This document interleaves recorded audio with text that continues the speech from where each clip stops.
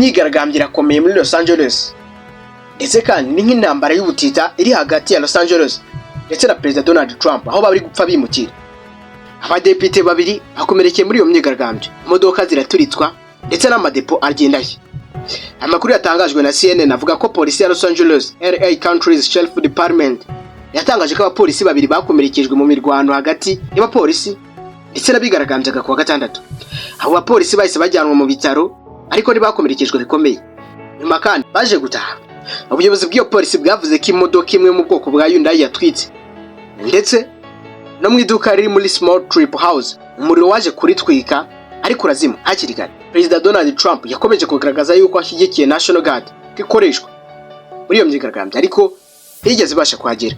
Mu gitondo cyo ku cyumweru, Perezida Donald Trump yashimagije bikomeye abasirikare ba National Guard avuga ko bakoze akazi gakomeye mu gosha imyigaragambyo, nubwo ubuyobozi bwa Los Angeles bwasobanuye ko abo basirikare batigeze bagera muri uwo mujyi. Mayor wa Los Angeles Karen Bass yanditse kuri X yahoze ari Twitter agira ati, reka dukosore ibi bintu, National Guard ibaragera mu mujyi wa Los Angeles. Nubwo ibyo byari byavuzwe, umushinjacyaha mukuru wa Amerika mu ntara ya California Bill Esser yavuze ko National Guard yitezwe kugera i Los Angeles mu masaha 28 kandi ko Governor Gavin Newsom atanashoboye gucunga leta ye. Governor Newsom yavuze ko gukoresha ingabo ku baturage b'Abanyamerika ari ugushotorana gukabije kandi ko bishobora gusenya icyizere abaturage bagiriraga leta. Imyigaragambyo yakomeje kuba muri Compton no muri downtown Los Angeles. Aho imyigaragambyo yakomeje kubera mu duce nka Compton ndetse na Paramount, aho abantu bigaragambyaga bashinjwa guterana amagambo, kurasa ibishashi by'umuriro cyangwa se urumuri fireworks, gutera amabuye no gutwika imodoka. Ibyo bikorwa byose byabaye nyuma y'ibikorwa by'abayobozi ba Leta Zunze Ubumwe za Amerika bashyiraga imbaraga mu gufata bimukira badafite ibyangombwa. Ibi byabaga kandi mu gihe Trump yashaka guhagarika kwambara udupfukamunwa mu myigaragambyo. Mu kindi kintu cyatumye nanone kandi Trump yatangaje ko agiye guhagarika burundu ikoreshwa ry'udupfukamunwa mu bigaragambyo, avuga ati masks will not be allowed. Aba bantu bafite bangaki. Nubwo bimeze bityo kandi abapolisi ba ICE urwego rushinzwe abimukira bemerewe kwambara udupfukamunwa kugira ngo barinde imiryango yabo. Imiryango mpuzamahanga irimo gutanga impuruza. Izi ntambara zirarangira zite? Ambasade y'Ubuyapani i Los Angeles yasabye Abayapani batuye muri ako gace kwirinda kwegera hari imyigaragambyo, cyane cyane hafi y'ahitwa Little Tokyo, kuko imvururu zishobora gukomeza. Ingabo za US Northern Command zahawe ububasha ku ngabo za National Guard. Kwa gatandatu nimugoroba, ubuyobozi bwa gisirikare bwa Amerika US Northern Command bwatangaje ko bwahawe ububasha bwo kuyobora abasirikare 2,000 ba California National Guard bashinzwe kurinda ibikorwa n'abakozi ba leta ya Amerika. Icyo cyemezo cyari cyafashwe na Perezida Trump. Imyigaragambyo kandi yo muri 2025 igiye kwandikwa mu mateka nk'igihumbi 1992 nayo yahungabanyije nkuka mu iki gihugu. Abasesenguzi bavuga ko ibi bishobora kuba ari ibikorwa bikomeye bibayeho ku butegetsi bwa Trump kuva kuri Los Angeles riots yo mu 1992, ubwo abaturage barakariye urubanza rwaburanishaga abapolisi bakubise Rodney King ariko ntibahanwe. Ubutumwa bushyushye kandi bwotsanya ati tuzabashaka kandi tuzabafata. Uyu ni umushinjacyaha Esser yavuze ko abigaragambya bakoze ibikorwa by'ubugizi bwa nabi bazamenyekana biciye ku mashusho ya camera surveillance hirya no hino muri Los Angeles. Ati tuzabamenya, tuzabashaka kandi tuzabafata. Yongeyeho ko abigaragambya bafite uburenganzira bwo kwigaragambya mu mahoro, ariko gutera amacupa ya lisansi, amabuye no gukomeretsa abapolisi bitazihanganirwa na gato. Ibi birasigiye. Hati mugomba kuva, umuntu wese uzasigara aha azahita atabwa muri yombi. Mufite iminota 5 gusa yo kubyumva. Ubu ni ubutumwa bwatanzwe n'ishami rya polisi Central Division ku rubuga rwa X yahoze ari Twitter ahagana saa 3 z'ijoro ku isaha yaho. Nanone kandi ku isaha ya 3:30 z'ijoro ku isaha ya Pacific ku itariki ya 7 Kamena 2025 hatangiye umuriro ku mbuga nkoranyambaga. Reka amabwire byagiye biberamo. Amashyirahamwe aharanira uburenganzira bwa muntu yateye utwatsi itegeko rya Trump ryo kuriza National Guard, bavuga ko rimeze nk'irikoreshwa ry'ubutegetsi bw'igitugu.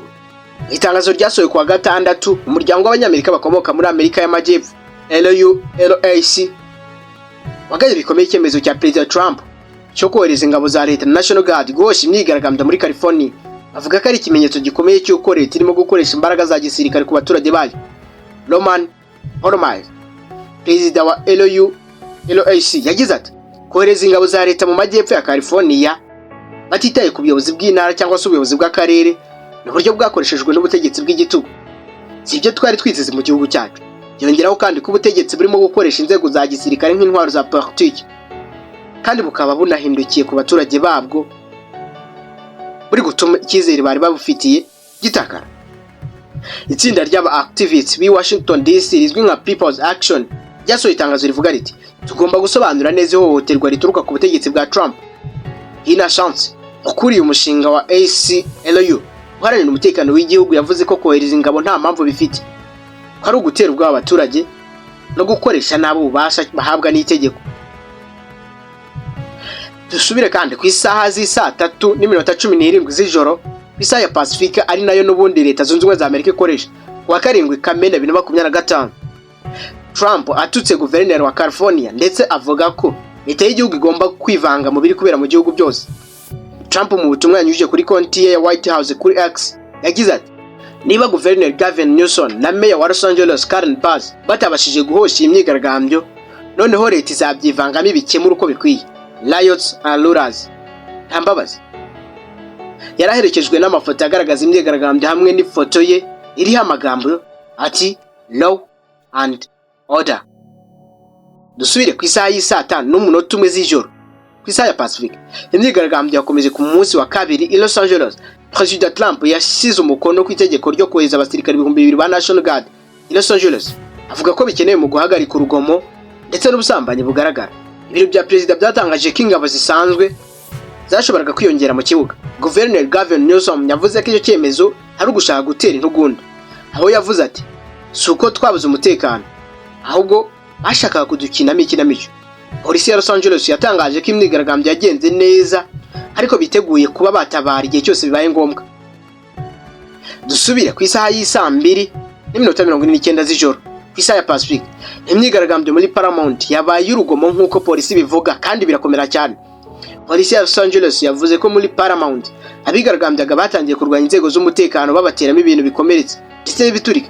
Polisi y'intara yohereje izindi modoka imbaraga zo gufasha mu guhosha izo mvururu. Naho saa 2:34 z'ijoro ku isaha yaho, guverineri wa California yagize ati Trump arashaka kudukinaho ikinamico. Guverineri Newsom yihanangirije abigaragambya kutishora mu bikorwa by'urugomo. Ati ntimuhe Trump icyo ashaka, ntitugomba gukoresha urugomo, ahubwo tugomba kuvuga amahoro. Birakomeza naho ku isaha y'isa 8:13 za mu gitondo imyigaragambyo ku ruganda rwa Tesla ya Elon Musk yakomeje, nubwo Musk yaretse umwanya ubuyobozi yari afite muri DOGE.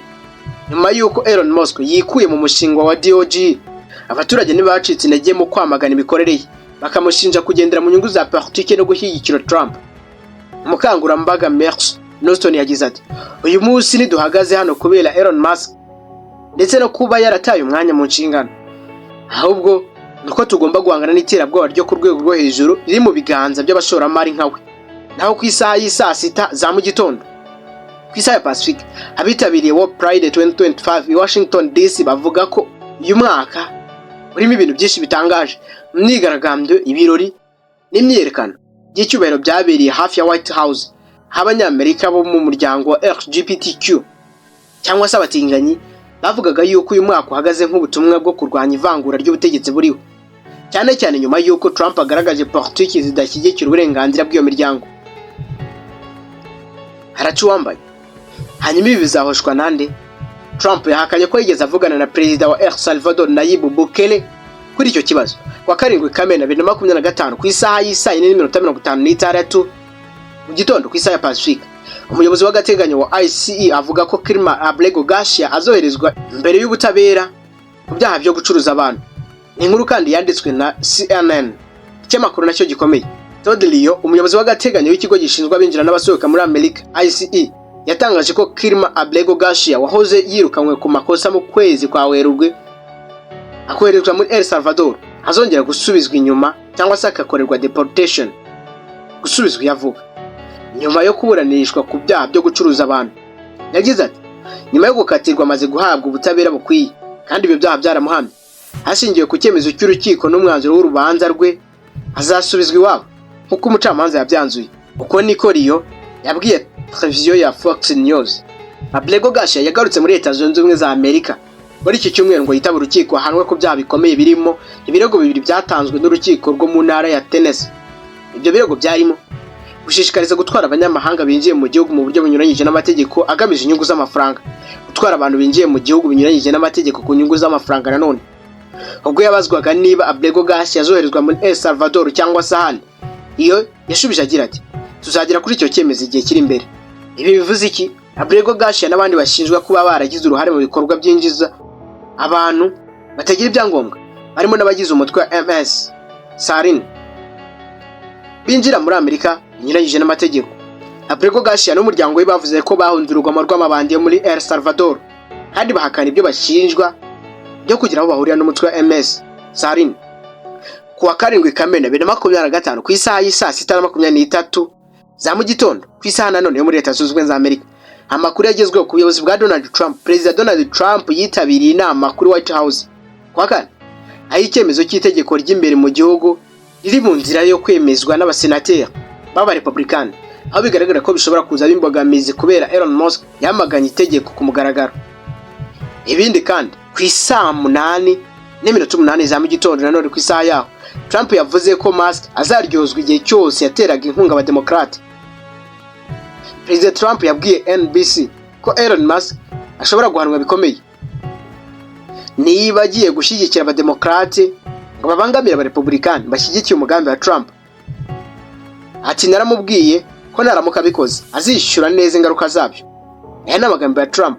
Trump kandi yavuze ko imibanire ya Elon Musk nawe yarangiye nubwo yemeje ko atari yerekeza ku guhagarika amasezerano Musk afitanye na leta.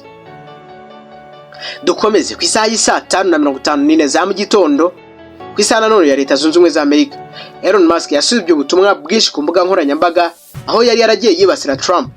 Muri ubwo butumwa bwari kuri X yahoze ari Twitter ndetse ari n'urubuga rwe, harimo aho Musk yavugaga ko Trump ari mu madosiye ya Epstein, aho yasabaga ko Trump yegura agasimburwa na J.D. Vance, ndetse naho yihanangirije ko Trump agiye guhagarika ibyogajuru bya SpaceX.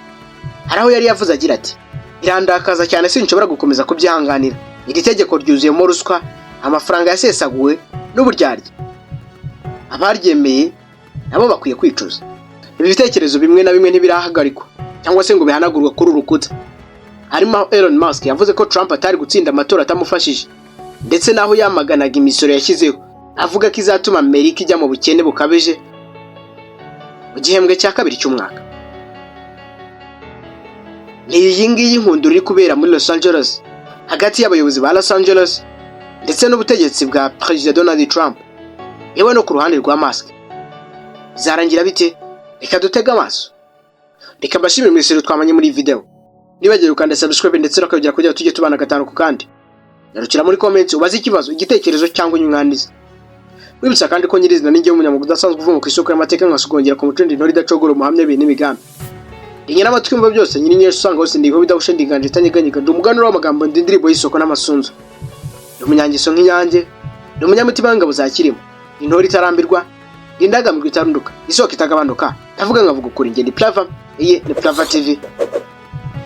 Dore muri video y'ubutaha.